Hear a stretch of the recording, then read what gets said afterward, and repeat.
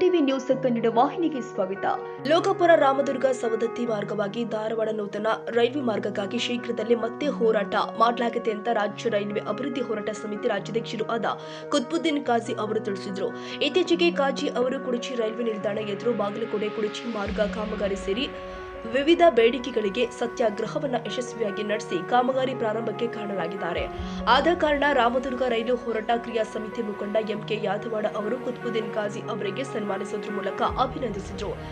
ಸನ್ಮಾನ ಸ್ವೀಕರಿಸಿದ ನಂತರ ಕುತ್ಬುದ್ದೀನ್ ಕಾಜಿ ಅವರು ಮಾತನಾಡಿ, ಇವತ್ತು ನನಗೆ ರಾಮದುರ್ಗ ರೈಲು ಹೋರಾಟ ಕ್ರಿಯಾ ಸಮಿತಿಯ ಮುಖಂಡರು ಆದ ಎಂಕೆ ಯಾದವಾಡ ಅವರು ಭೇಟಿಯಾಗಿ ಸನ್ಮಾನಿಸಿ ಗೌರವಿಸಿದ್ದಕ್ಕಾಗಿ ಅವರಿಗೆ ಧನ್ಯವಾದಗಳು. ಈಗಾಗಲೇ ಲೋಕಾಪುರದಿಂದ ಧಾರವಾಡ ನೂತನ ರೈಲ್ವೆ ಮಾರ್ಗಕ್ಕಾಗಿ ರಾಮದುರ್ಗ ಬಂದ್ ಆಚರಣೆ ಮತ್ತು ಸವದತ್ತಿಯಲ್ಲಿ ಅರೆಬತ್ತಲೆ ಮೆರವಣಿಗೆ ನಡೆಸುವುದರ ಮೂಲಕ ಸರ್ಕಾರಗಳ ಮೇಲೆ ಒತ್ತಡ ತರುವ ಕೆಲಸ ಮಾಡಲಾಗಿದೆ ಮತ್ತು ಪತ್ರ ಚಳವಳಿಯೂ ಕೂಡ ಚಾಲ್ತಿಯಲ್ಲಿದೆ. ಸದ್ಯದಲ್ಲೇ ಕೇಂದ್ರ ಸರ್ಕಾರದ ಬಜೆಟ್ ಕೂಡ ನಡೆಯುತ್ತೆ. ಆದ್ದರಿಂದ ಸರ್ಕಾರದ ಮೇಲೆ ಇನ್ನಷ್ಟು ಒತ್ತಡ ತಂದು ಮುಂಬರುವ ಕೇಂದ್ರ ಬಜೆಟ್ನಲ್ಲಿ ಲೋಕಾಪುರ ಟು ಧಾರವಾಡ ಮಾರ್ಗಕ್ಕೆ ಅನುಮೋದನೆ ಕೊಡುವುದರ ಜೊತೆಗೆ ಅನುದಾನ ಘೋಷಣೆ ಮಾಡಲು ಒತ್ತಾಯಿಸಿ ಮುಂದಿನ ದಿನದಲ್ಲಿ ರಾಮದುರ್ಗ ಸವದತ್ತಿ ಪಟ್ಟಣದಲ್ಲಿ ಮತ್ತೆ ಪ್ರತಿಭಟನೆ ನಡೆಸಲು ತೀರ್ಮಾನಿಸಲಾಗಿದೆ. ಅದರ ಪೂರ್ವಭಾವಿಯಾಗಿ ರೂಪುರೇಷೆಗಳ ಕುರಿತು ಇವತ್ತು ಚರ್ಚೆ ಮಾಡಲಾಗಿದೆ. ಆದ್ದರಿಂದ ಈ ಭಾಗದ ಜನ ಪ್ರತಿ ಬಾರಿಯಂತೆ ಈ ಬಾರಿಯೂ ಕೂಡ ನಮ್ಮ ರೈಲು ಹೋರಾಟ ಸಮಿತಿಗೆ ಬೆಂಬಲ ನೀಡಿ ಪ್ರತಿಭಟನೆಯಲ್ಲಿ ಹೆಚ್ಚಿನ ಸಂಖ್ಯೆಯಲ್ಲಿ ಪಾಲ್ಗೊಂಡು ಸರ್ಕಾರದ ಮೇಲೆ ಒತ್ತಡ ತರುವ ಮೂಲಕ ಯೋಜನೆ ಅನುಷ್ಠಾನಕ್ಕಾಗಿ ಸಹಕರಿಸಬೇಕು ಅಂತ ಹೇಳಿದ್ದಾರೆ. ನಮ್ಮ ರಾಮದುರ್ಗ ತಾಲೂಕಿನ ಪ್ರಗತಿಪರ ಚಿಂತಕರು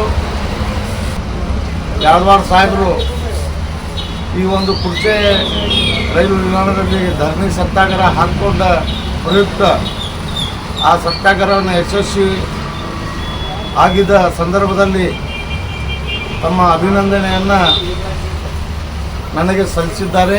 ಅದಕ್ಕೆ ನಾನು ರೈಲ್ವೆ ಹೋರಾಟ ಸಮಿತಿಯ ಎಲ್ಲ ಪದಾಧಿಕಾರಿಗಳ ಪರವಾಗಿ ಸಮಸ್ತ ಕುರ್ಚಿ ಮತ್ತು ಬಾಗಲಕೋಟೆ ಮಧ್ಯದಲ್ಲಿ ಬರುವಂಥ ಎಲ್ಲ ತಾಲೂಕುಗಳ ಪರವಾಗಿ ಅವರಿಗೆ ಅನಂತ ಧನ್ಯವಾದಗಳನ್ನು ಹೇಳ್ತೀನಿ. ಅದರಂತೆ ಲೋಕಾಪುರದಿಂದ ರಾಮದುರ್ಗ ಸವದತ್ತಿ ಯಲ್ಲಮ್ಮ ಧಾರವಾಡ ರೈಲ್ವೆ ಮಾರ್ಗದ ಒಂದು ಹೋರಾಟ ಪ್ರಗತಿಯಲ್ಲಿದೆ. ಇತ್ತೀಚೆಗೆ ಯಾದವಾಡ ಅವರು ಒಂದು ಪತ್ರ ಚಳವಳಿಯನ್ನು ಪ್ರಾರಂಭಿಸಿ ಕೇಂದ್ರ ಮತ್ತು ರಾಜ್ಯ ಸರ್ಕಾರದ ಗಮನ ಸೆಳೆಯುವ ಪ್ರಾಮಾಣಿಕ ಪ್ರಯತ್ನ ಮಾಡ್ಯಾರ. ಆ ಒಂದು ಚಳವಳಿಗೆ ನಾನು ಸಂಪೂರ್ಣ ಬೆಂಬಲವನ್ನು ವ್ಯಕ್ತಪಡಿಸ್ತೀನಿ. ಅದರಂತೆ ಫೆಬ್ರವರಿ 22ನೇ ತಾರೀಕಿನಿಂದ ಕೇಂದ್ರ ಮುಂಗಡ ಪತ್ರವನ್ನು ಪ್ರಾರಂಭವಾಗಲಿದೆ.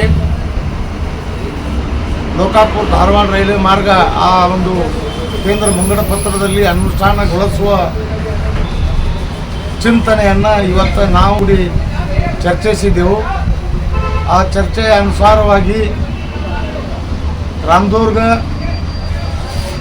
ಸಿರ್ಸಂಗಿ ಮತ್ತು ಸವದತ್ತಿಯಲ್ಲಿ ಸೂರ್ಯಬಾನ್ ಈ ಭಾಗದಲ್ಲಿ ಕೆಲವೊಂದು ಸಭೆಗಳನ್ನು ಮಾಡಿ ಜನರ ಅಭಿಪ್ರಾಯವನ್ನು ಸಂಗ್ರಹಿಸಿ ಮುಂದಿನ ಹೋರಾಟದ ರೂಪರೇಷೆಗಳನ್ನು ರೂಪಿಸಲಾಗುವುದು.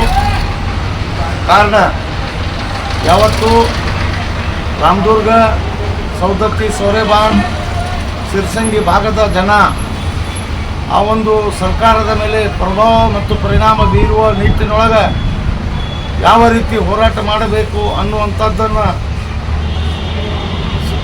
ಗಂಭೀರವಾಗಿ ಚಿಂತಿಸಬೇಕು. ಸರಳ ಬಿಟ್ಟರೆ ಕೆಲಸ ಆಗಂಗಿಲ್ಲ. ಈಗ ನೂರಾರು ವರ್ಷಗಳಿಂದ ಆ ರೈಲ್ವೆ ಮಾರ್ಗ ಆಗಬೇಕಂತೇಳಿ ನಮ್ಮ ಹಿರಿಯರು ಕನಸು ಕಂಡಿದ್ದರು. ಆದರೆ ಕನಸು ನೆನಸು ಆಗಲಿಲ್ಲ. ಕಳೆದ ವರ್ಷ ರಾಮದುರ್ಗ ಬಂದ್ ಆಚರಣೆ ಮಾಡಿ ಸವದತ್ತಿಯಲ್ಲಿ ಅರೆಬತ್ತಲೆ ಧರಣಿ ಸತ್ಯಾಗ್ರಹವನ್ನು ಮಾಡಿ ಸರ್ಕಾರದ ಗಮನ ಸೆಳೆದಾಗ ನಮ್ಮ ಭಾಗದ ಸಂಸದರುಗಳು, ಉಸ್ತುವಾರಿ ಸಚಿವರುಗಳು, ಶಾಸಕರುಗಳು ಮತ್ತು ಕೇಂದ್ರ ಸಚಿವ ಪ್ರಹ್ಲಾದ್ ಜೋಶಿಯವರಿಗೆ ಗಮನಕ್ಕೆ ಬಂದಿದ್ದ ಪ್ರಯುಕ್ತ ಇವತ್ತು ನಿವೃತ್ತ ರೈಲ್ವೆ ಜನರಲ್ ಮ್ಯಾನೇಜರ್ ಕಚೇರಿಯಿಂದ ಹಿಂದೆ ಒಮ್ಮೆ ಪ್ರಸ್ತಾವನೆ ಹೋಗಿದ್ದು ಅದು ರಿಜೆಕ್ಟ್ ಆಗಿತ್ತು. ಈಗ ರಿಜೆಕ್ಟ್ ಆಗಲಾರ್ದಂಗೆ ಒಂದು ಪ್ರಸ್ತಾವನೆ ಸಲ್ಲಿಸುವುದಾಗಿ ಮಾನ್ಯ ಜನರಲ್ ಮ್ಯಾನೇಜರ್ ಅವರು ಜಗದೀಶ್ ಶೆಟ್ಟರ್ ಅವರಿಗೆ ಬರೆದ ಪತ್ರದಲ್ಲಿ ತಿಳಿಸಿದ್ದಾರೆ. ಆದರೆ ಜಗದೀಶ್ ಶೆಟ್ಟರ್ ಅವರಿಗೆ ಬೆಂಬಲಾರ್ಥವಾಗಿ ನಾವು ನಮ್ಮ ಭಾಗದೊಳಗೆ ಜನ ಜಾಗೃತಿ ಅಭಿಯಾನ ಮಾಡಿ ಸರ್ಕಾರದ ಮೇಲೆ ಒತ್ತಡ ತರುವ ನಿಟ್ಟಿನಲ್ಲಿ ಜನಾಂದೋಲನ ಮಾಡುವ ಅವಶ್ಯಕತೆ ಇದೆ. ಆ ಅವಶ್ಯಕತೆಯ ಪ್ರಯುಕ್ತ ನಾವು ಕೂಡ ಸಭೆ ಸಮಾರಂಭಗಳನ್ನು ಮಾಡಿ ಹೋರಾಟ ಹೆಂಗೆ ಮಾಡಬೇಕು, ಯಾವ ರೀತಿ ಮಾಡಬೇಕು ಅನ್ನುವಂಥದ್ದು ತೀರ್ಮಾನ ಅತಿ ಶೀಘ್ರದಲ್ಲೇ ಮಾಡಿ ಒಂದು ಜನ ಆಂದೋಲನವನ್ನು ರೂಪಿಸ್ತೀವಿ. ಎಲ್ಲರೂ ಜನ ಸಾಥ್ ಕೊಡಬೇಕು. ತನ ಮನದಿಂದ ನಿರಾಸಕ್ತಿ ತೋರಬಾರದು. ಯೋಜನೆ ಅನುಮೋದನೆ ಸಿಗುವವರೆಗೂ ನಾವು ಹೋರಾಟ ಮಾಡಬೇಕು. ಅನುಮೋದನೆ ಆದ ನಂತರ ರಾಜ್ಯ ಸರ್ಕಾರದಿಂದ ಭೂಮಿ ಪಡೆಯುವ ಹೋರಾಟ ಒಂದು ಬೇರೆ ಇರುತ್ತೆ, ಅದನ್ನು ಮಾಡೋಣಂತ ಅದಕ್ಕೆ ಕೈ ಮುಗಿದು ಕೇಳ್ಕೊತೀನಿ. ಎಲ್ಲರೂ ಸಹಾಯ ಸಹಕಾರ ಕೊಡೋರಿಗೆ ಆ ಭಾಗದೊಳಗೆ ಅಡ್ಡಾಡ್ತಾರವರು. ನಾನು ಕೂಡ ಎಲ್ಲ ಸಭೆ ಸಮಾರಂಭದಲ್ಲಿ ಭಾಗವಹಿಸ್ತೀನಿ, ಸತ್ಯಾಗ್ರಹದಲ್ಲಿ ಕೂಡ ಭಾಗವಹಿಸ್ತೀನಿ. ನಮಸ್ಕಾರ.